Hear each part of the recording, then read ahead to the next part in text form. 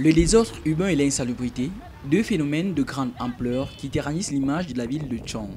C'est pour mettre un terme à ces deux fléaux que le sous-préfet de cet arrondissement, le maire et les acteurs du secteur des transports sont réunis il y a quelques jours pour trouver des solutions durables aux dix phénomènes. Aujourd'hui, nous sommes dans une ville qui est cosmopolite. Nous sommes dans une ville qui est en pleine croissance. Donc forcément, dans une ville où on a besoin de la sécurité pour pouvoir avancer sereinement. Voyez-vous, lorsque ceux qui ont l'activité des transports, par exemple, oblitèrent la mobilité urbaine, parce qu'aujourd'hui, une des choses que la commune a dans son premier angle d'attaque, comme nous disons, c'est l'assainissement. Cet assainissement, c'est vu sur plusieurs plans. C'est la mobilité urbaine. C'est-à-dire quand on part du rond-point de la mairie, on doit voir le rondeau. Il ne doit pas avoir des obstacles sur les côtés de la voie. C'est-à-dire ceux qui viennent faire des commerces qui vont jusqu'à sur la route. Ceux qui ne comprennent pas qu'ils ne doivent pas faire du bruit au-delà des heures normales. Donc tout ça, on comprend qu'on a besoin de se parler pour préciser comment les choses doivent se passer. Les problèmes vont être posés sur la table. Certainement, comment on va faire pour exercer l'activité, où on va l'exercer, et on aura donc des essais de réponse au regard des échanges qui vont se faire. Les transporteurs étant les principaux accusés de ces désordres urbains, ces derniers, pour se défendre, ont relevé les difficultés de leur secteur d'activité, notamment l'insécurité qui sévit à la gare routière de Tchon, conséquence d'un laisser-entrer total. En effet, monsieur le préfet, il y a de cela un mois, j'ai été saisi par les différents chefs d'agence de ce que le désordre au niveau de la gare routière avait atteint un seuil où on ne pouvait plus supporter. À l'intérieur de la gare routière, auparavant, nous avions demandé au maire pour résoudre ce problème. Il y a une catégorie de transporteurs que j'appelle les transporteurs particuliers. En fait, ceux qui n'ont pas d'agence de voyage fixe. On devait d'abord au départ aménager l'hangar et leur guichet pour mettre tout le monde au même niveau, donner les chances à tout le monde de travail. Le fait qu'ils sont à l'air libre, ça crée toujours chaque fois des envies de faire de n'importe quoi à l'intérieur de la gare routière. Parlant de l'insécurité à l'intérieur de la gare routière, ça fait 4 jours qu'un transporteur de son retour de Douala, c'était vendredi soir, dans la soirée de vendredi à samedi, avait son véhicule. Et les passagers ont oublié certains bagages à l'intérieur du véhicule. Il a deux ça dans le véhicule, il vient me rencontrer, il me dit, monsieur Roger, vraiment, là où on est là, voilà ce qu'on vous dit souvent. Ce que nous nous sommes dit la dernière fois, si on avait organisé le travail ici, le syndicat devait avoir un magasin ici. Voilà les bagages des passagers que j'ai dans la voiture. Je ne sais donc pas où je peux déposer. Je dis que tu vas seulement garder dans la voiture en attendant une éventuelle réclamation. Alors ce qui a été fait, il a laissé dans la voiture et dans la même nuit, on a dépouillé tous ces bagages-là qui étaient gardés sous le siège du véhicule. Le racolage et l'absence d'identification ont été relevés par les conducteurs d'engins de roue comme principale cause du désordre urbain et de l'insécurité au cœur de la ville. Certains agents municipaux accusés au passage. Pour le racolage, plus précisément, je veux me baser pour l'agence Avenir et Générale de photo. Et je reviens ceux de la gare routière générale. Toujours dans le centre urbain, encore c'est des pique-niques. Ils ont déjà envahi toute la ville. Mais je ne sais pas pourquoi quand les agents de la mairie, la police municipale, ils sont toujours là et eux ils traversent toujours. Et ils n'exécutent pas comme Bafoussam. Alors qu'à Bafoussam, même quand on les a envoyés à Bamougoum, eux ils respectent. Ils ne peuvent même pas traverser ne serait-ce les centimètres pour arriver dans le centre-ville de Bafoussam. Mais ici à Tcham, c'est le contraire. Et pour les agences de voyage à la gare routière, toujours en train de décharger, comme vous l'aviez vraiment mentionné, monsieur le maire. Chaque jour, moins d'heures, toujours en train de serrer et vraiment pour décharger les clients. Vraiment, laissez-nous un peu au moins manger, on veut travailler. Je suis garé à la gare routière en train de chercher les clients. Vous êtes en Général Express et nous ne savons pas sur quelle base. Général est en train donc déjà d'identifier les mototaximans. Je vois déjà plusieurs chasubles dans le centre-ville mototaximan Général et encore avec leur logo. J'aimerais vraiment savoir sur quelle base il est identifié. Nous avons vraiment besoin de chasubles, monsieur le maire. Avec le système de la décentralisation, nous savons bien que c'est à vous vraiment de nous encadrer. Nous avons vraiment besoin des châssis pour identifier cela. Toujours en train d'agresser. Vraiment, nous avons vraiment besoin, monsieur le maire.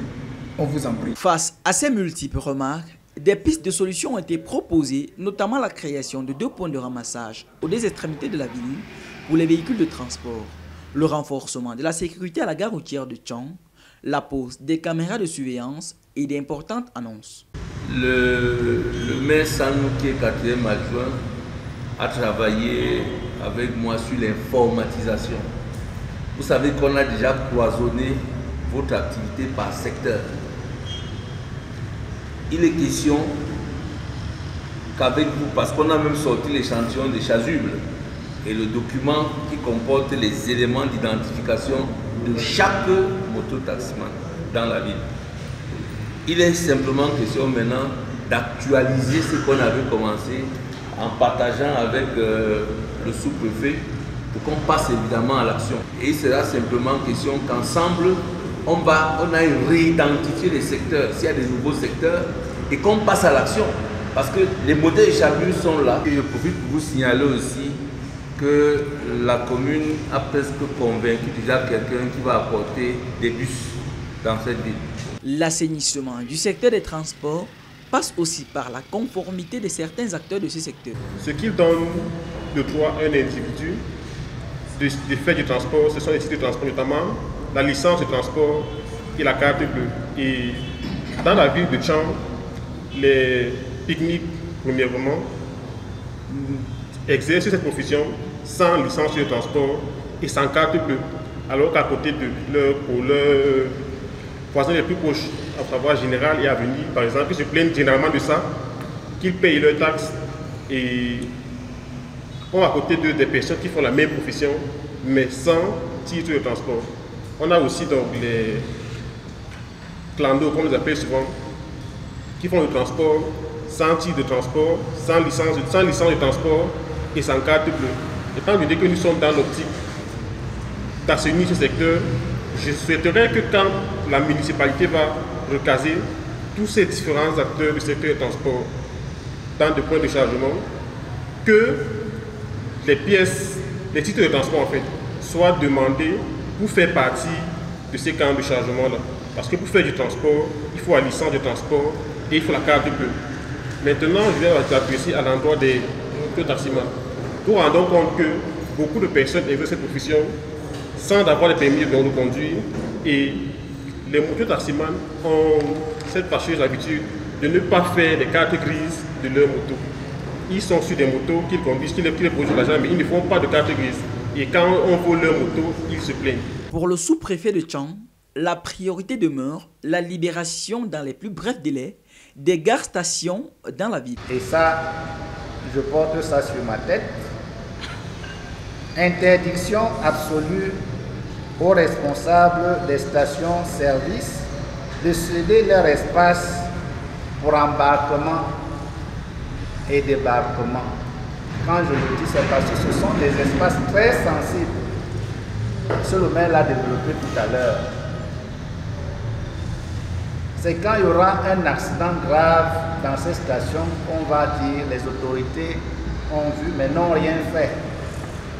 Donc je vais leur adresser des correspondances. Vous avez suivi tout à l'heure. Il a été déclaré que c'est l'ancien sous-préfet qui avait. Bien, ce sont les heures qui ne sont plus respectées. Non, ces espaces sont sacrés. Vraiment, on ne peut pas trouver ces camions et ces bus qui stationnent à ce niveau. C'est mieux qu'on trouve d'autres espaces, mais pas dans les stations-service. C'est très dangereux. Au terme de cette rencontre multipartie, 15 résolutions ont été prises par les acteurs pour assainir définitivement la ville universitaire et historique. Des problèmes ont été posés. Au niveau des transporteurs, c'était celui du racolage, celui de l'insécurité, celui du désordre urbain tout court. Vous comprenez qu'il fallait qu'on soit tous d'accord, qu'il faut que ça s'arrête, que ça cesse.